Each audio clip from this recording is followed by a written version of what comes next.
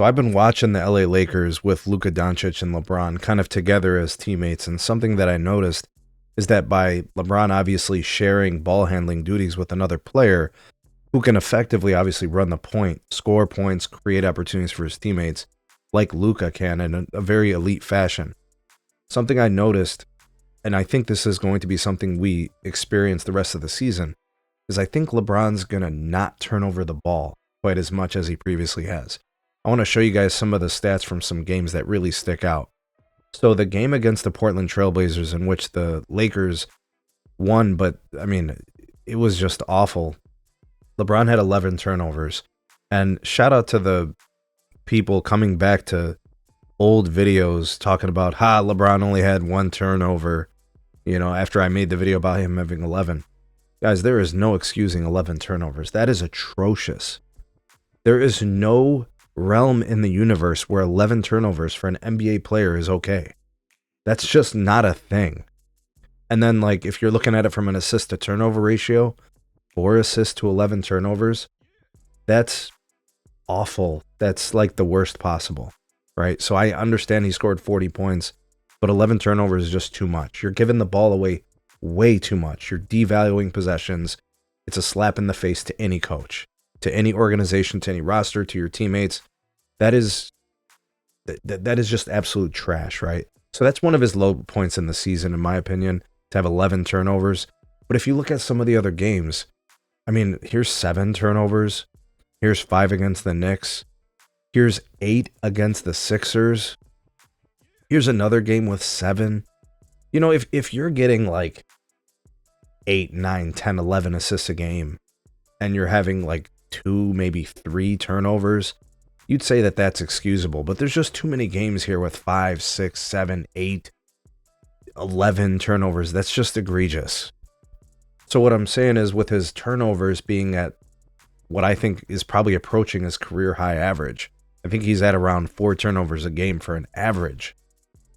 Now he's got Luka, and he doesn't have to turn over the ball so much because he doesn't have to force plays.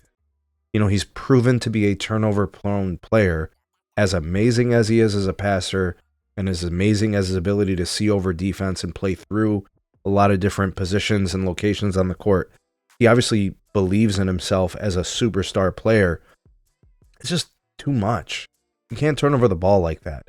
There's a lot of games where they probably would have had a better chance at winning had he not have been so turnover prone. So Luka comes in, right? Luka's going to be handling the ball for a bulk majority of those possessions, even when LeBron's in the game.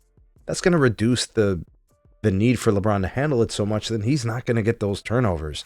So what I think is going to probably happen, just by process of elimination, is LeBron not having to handle the ball so much, being more of a scorer off the ball and moving, around the formation within their sets. You're probably going to see his turnovers go down, and that's good. That's a good thing.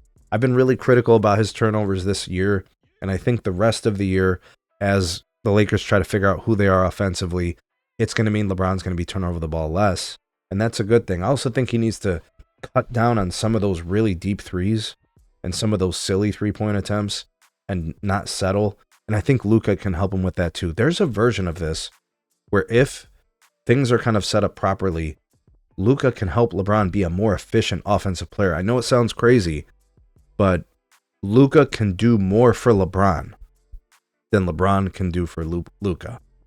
So I think it's actually to his benefit. Who knows? Maybe it extends LeBron another year or two in LA because Luka's there. You never know. I mean, I know LeBron says he wants to play till he's 75 years old. Maybe Luka can help you stretch out your career a little bit more. I think the difference is that, a player can literally fall off very quickly, right? Once you've hit this part of your career, this twilight zone, it's just he could wake up next season, feel great, and then halfway through the season, God forbid, get an injury. That just happens at this age. You guys remember when he hurt his foot? That stuff happens to old players. He had the groin injury a couple years ago.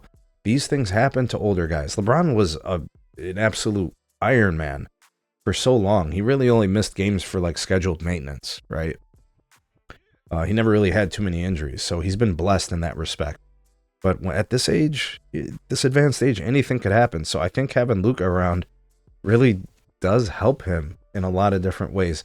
Why don't you guys tell me, how do you think Luka helps LeBron the rest of the year? How do you think it impacts him in terms of the twilight of his last year or two in the league? I do think LeBron's got another year or two left, but what do you think Luka does for him? And do you think Luka's cool with kind of having LeBron hanging around there kind of at the end of his line? I think LeBron's still good enough offensively to be a defense, to be an offensive difference maker.